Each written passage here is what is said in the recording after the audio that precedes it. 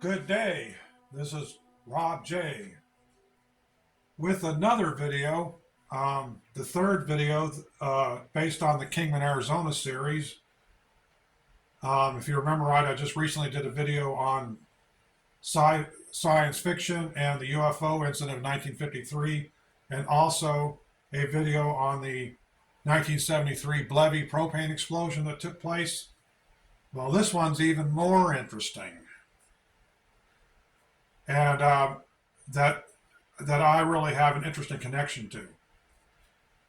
And this is the Timothy McVeigh, Oklahoma City bomber, and his connection to the Kingman, Arizona area back in 1994, around in that time period. As I said before, I resided in Kingman, Arizona, and I left Arizona in 1986. But this is a real interesting story. So, who is Timothy McVeigh and what did he do? Timothy McVeigh is the one that organized and also planned the Oklahoma City bombing that we all know too well that took place, I believe it was in May of 1995. And when I heard, when that happened, I was like, holy crap, I can't believe it happened. And then when I heard his connection to the Kingman area, my hometown, I'm like, what? Yeah, what is not the word. Okay, so here's what's interesting about the Kingman, Arizona connection. Timothy McVeigh, okay, stayed in 2 motels. And I think there was more than 2, but there was 2 significant motels that Timothy McVeigh stayed in while he planned his horrifying event. Those 2 motels were the Hilltop Motel and the Imperial 400 Motel. So what's significant about that as far as I'm concerned?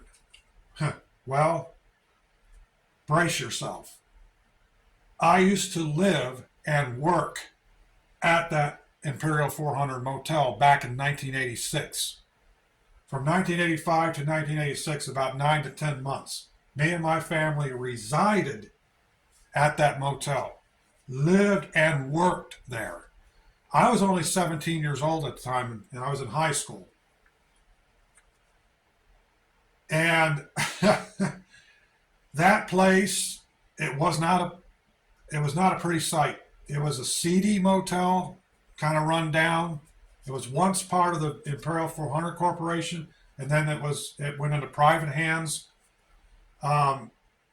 Anyway, we brought back that, me and my family, it was my father, my mother, and myself, and some other family members that helped out, brought back that motel from the ruin it was going through. And when we moved into this place, it was cockroach infested, and it was just a mess. My dad with his maintenance skills, and me with my brawny help, and my mother helping out as well in the office and also cleaning rooms. And guess what?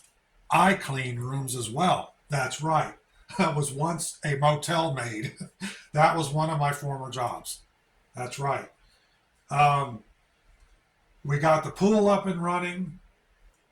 We got everything cleaned up. We got most of the rooms rentable again. There was one room on the back side, I believe it was 215. We didn't mess with that room because we think it was haunted. Me and my family believe that that room is actually haunted. And I'm not kidding you when I say this. This is no joke. We didn't rent that room out. We couldn't, nobody could go in there. There was a foul stench in there. There was evidence of foul play in that room. My father was a former law enforcement officer. investigated that room, and he also found evidence of foul play. Let's just put it that way. It was not something you want to think about. Let me tell you something. As a 17-year-old teenager back in those days, I seen things that no 17-year-old should have seen. Trust me. Cleaning those rooms, we had nightly rentals, we had weekly rentals and monthly rentals in that place. And this was the Imperial 400 Motel that was privately owned at the time. The other motel across the street was the Hilltop Motel. We also knew the owner at the time of that motel as well. I don't remember the name. I'm not going to give names anyway. But anyway, Timothy McVeigh supposedly stayed at both motels while he was planning his attack on the Oklahoma City Federal Building. Here's something else that's significant. According to an FBI report in 1995, Timothy McVeigh finalized those plans in room 212 of the Imperial Motel. Yeah, 212.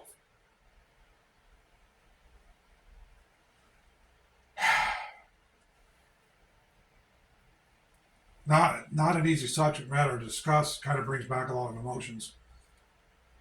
When we heard about this, as I said, I'm living in the South.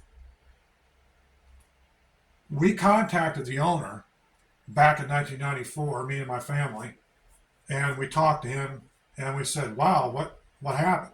He said, oh yeah, the FBI swarmed the place. They were investigating everything. It was crazy. He said it was nuts out there back in 1995 or when that happened. And he had to give all the account of what took place at that motel.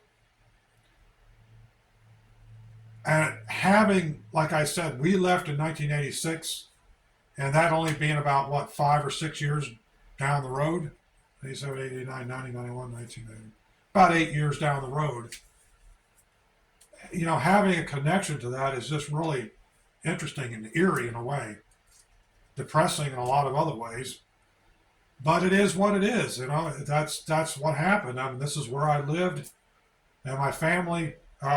The funny thing is, my father actually was a corrections officer for the Mojave County Sheriff's Department at the time. He took on this job as a motel manager and live on premises.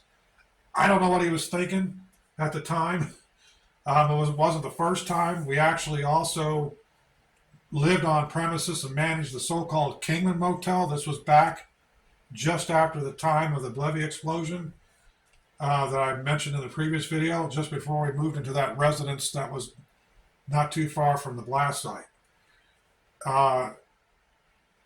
It was crazy. And it's a crazy story, I understand, but it's what happened. Fortunately, we're going to close this video on a positive note. The Imperial 400 Motel no longer exists. It's gone. And I'm so glad about that.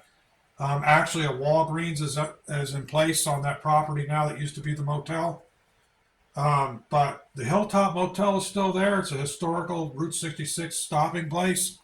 The Hilltop Motel was actually, from what I understand, was featured in some paranormal TV shows. I don't remember which ones.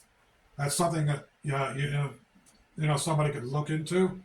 I'm not sure which paranormal show it was. I think I saw something about that.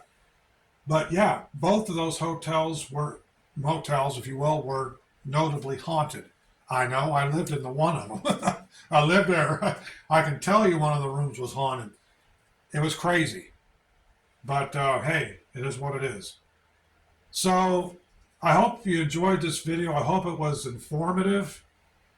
Please stay tuned for future projects, getting back into my electronic music hobby. Other than the background music, of course. Obviously, it wasn't a music topic. But it's of historical significance, and it was a part of my life that I like to share. So anyway, this is Rob J from Solar Harmonics. Stay tuned for future projects. As usual, all I need is, guess what? Time. Thank you.